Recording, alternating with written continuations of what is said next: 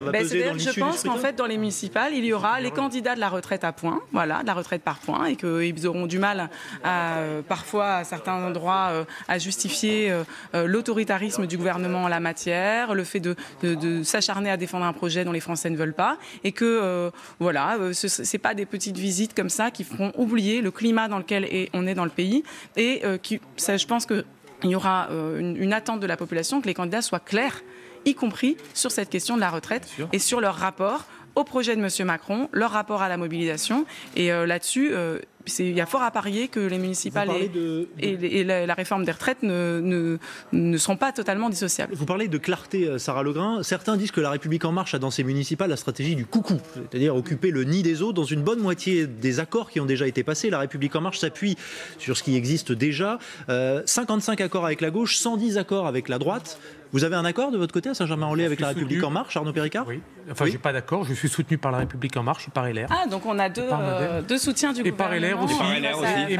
Mais je voudrais juste te répondre. Il s'agit d'un maire sortant. Au moins, ça a le mérite de...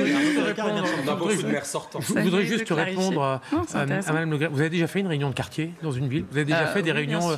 Vous pensez qu'on parle des retraites? J'habite dans le 19e arrondissement de Paris. Je milite là-bas et je suis candidate à la mairie du 19e arrondissement de Paris. Et je peux vous dire que les gens parlent des retraites. On laisse terminer Arnaud Péricard. Allez-y. Vous pourrez poursuivre après. Et quand on fait des réunions municipales, vous croyez que les gens ils me parlent de la retraite à points? Vous ne croyez pas qu'ils me parlent justement de ce que l'on mange dans les cantines, de la végétalisation, de l'espace public? Vous ne pensez pas qu'on parle de la mobilité? Vous ne pensez pas qu'on parle d'autres sujets, les sujets du quotidien, de la proximité? On ne parle pas de ça. Moi, je vous engage à venir avec moi. Oui, mais peut-être qu'à Saint-Germain-en-Laye, la population n'est pas aussi inquiète pour ses retraites que dans le 19e arrondissement de Paris. Et je peux vous dire, bien sûr, et vous avez des écoles qui sont mobilisées. Vous avez des gens qui sont mobilisés. On vous parle de la propreté, de la sécurité dans le 10e arrondissement. Propreté, sécurité. Vous avez fini de hurler dessus là, ça commence à devenir pénible. Vous voulez que je hausse le ton, c'est ça que vous voulez?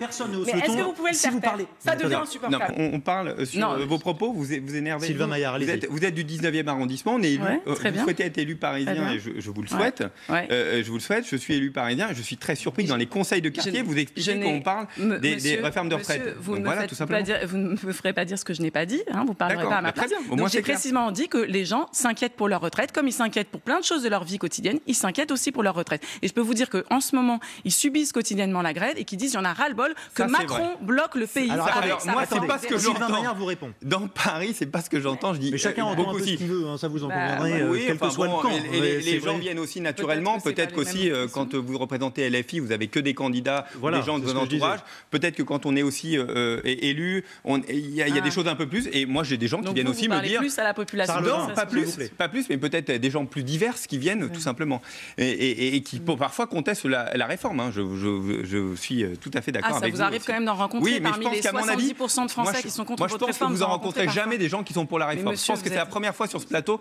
vous rencontrez des gens qui sont pour la réforme. À mon avis, je pense que vous vivez dans un bocal. Ça tombe bien, il y en a trois qui sont tous dans le même